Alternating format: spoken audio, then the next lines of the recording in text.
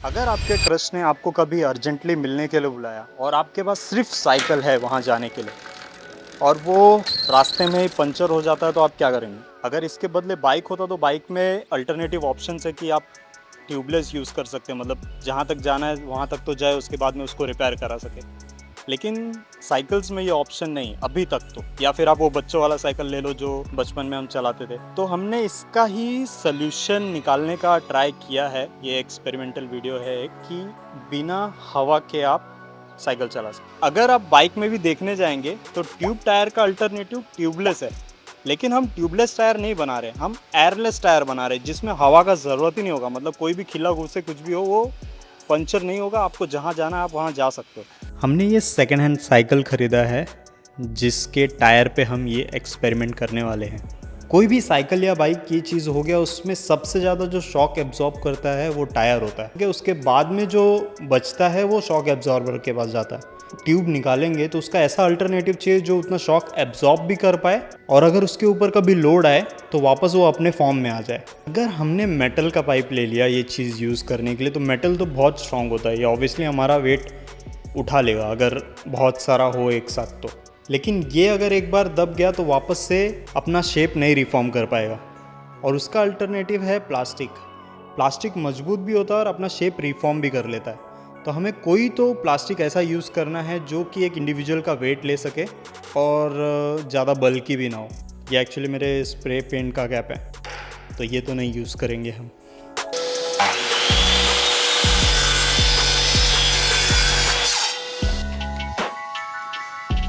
हमने ख़रीदा है ये पीवीसी पाइप। ये अभी इसमें प्रॉब्लम ये है कि ये 6 mm मोटा है। इसका हमने एक टुकड़ा भी कट कर लिया ताकि हम जान सकिए कि ये कितना फ्लेक्सिबल है।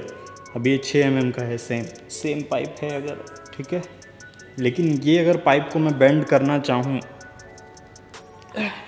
तो ये नहीं होता ये नहीं होता है।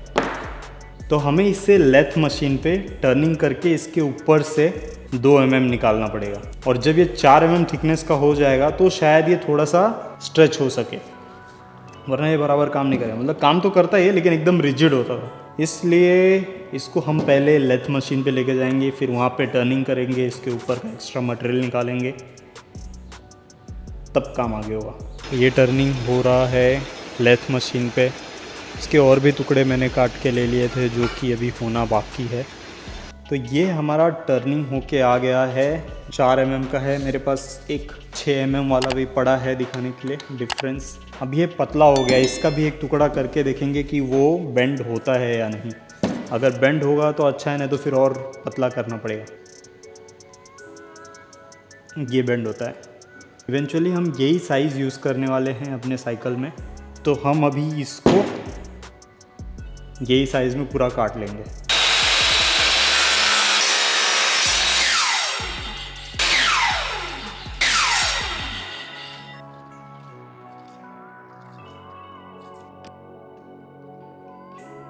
तो अभी हम इसे ऐसे छोटे छोटे पीसेस में काट रहे हैं।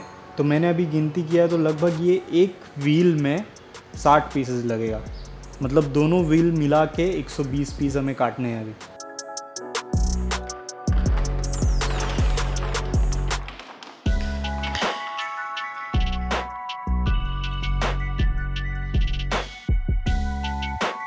तो ये सैंपल के लिए मैंने पहले एक पीस में ड्रिल करके लिया है ताकि वो मुझे बाद में माउंट करने में इजी हो। और इसका जो साइज़ है एक्यूरेट है, मतलब जो भी पोजीशन है वो एक्यूरेट है। तो इसी तरह हम बाकी पीसेस में भी ड्रिलिंग कर लेंगे।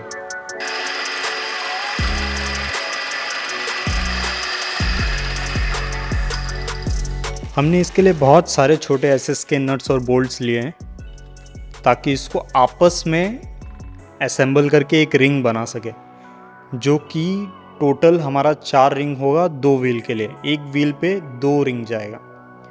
तो रिंग को हम उस पर माउंट कर लेंगे। अभी हमने एयरलेस टायर वाला जुगाड़ तो कर लिया, लेकिन हमें इसे रिम पे बैठाना है। लेकिन अगर आप हमारा रिम देखोगे तो उसमें इतना जगह है नहीं कि ये 2 बैठ जाए उसमें। तो सबसे पहले उसमें वैसा जगह बनाना होगा ताकि ये 2 बैठ जाए। तो उसके लिए मैं यूज़ कर रहा हूँ 20 mm का ये पट्टी, एक्चुअली बहुत बड़ा स्ट्रिप आता है 20 फीट का, तो उसका एक टुकड़ा मैंने काट के लिया आपको दिखाने के लिए। तो अभी हम इसको रिम पे लपेटेंगे, कट करेंगे, वेल्डिंग करेंगे, फिर चेक करेंगे बराबर से बैठा है कि नहीं, फिर वापस से वेल्डिंग काटेंगे, बाहर निकालेंगे, ड्रिल करेंगे और फिर वापस से असेंबल करेंगे। चलिए।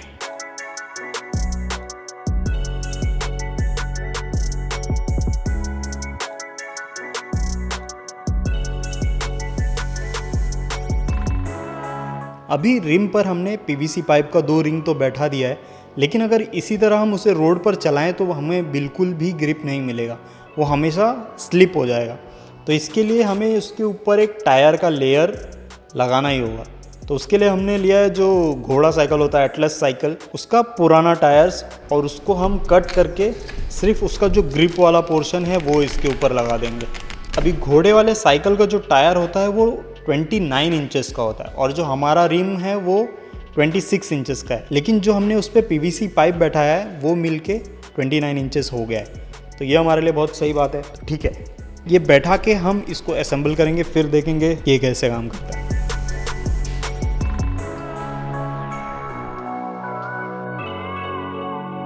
साइकिल का व्हील तो असेंबली कर लिया, लेकिन अभी इसमें एक ये चीज़ है कि इसको चलाएगा कौन, क्योंकि मेरा वेट है 85 केजीज़ के आसपास और मेरे जो कलीग्स हैं उनका एग्जैक्टली मेरे से आधा है। तो मैं सोच रहा हूँ कि पहले वो चलाएं, तो अगर ये फ्लॉप होने वाला भी रहेगा तो कुछ फुटेज तो हमें पहले मिल जाएगा, और जब वो सक्सेसफुल रहा तो लास्ट में मैं चलाऊँगा ताकि पता चल सके कि कितना रिलायबल है ये आइडिया।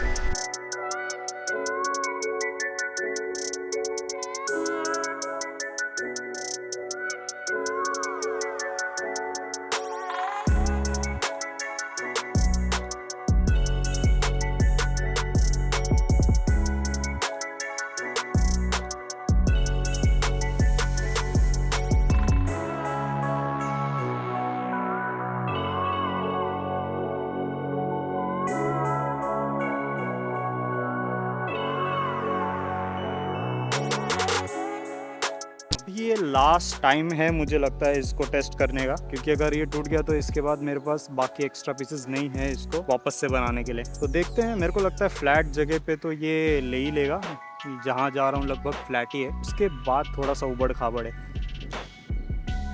ओह, 2 चीज़ 3 4, अभी आवाज़ करते जा रहा है, आवाज़ करते जा रहा है, इसके बाद भी आवाज़ कर रहा है।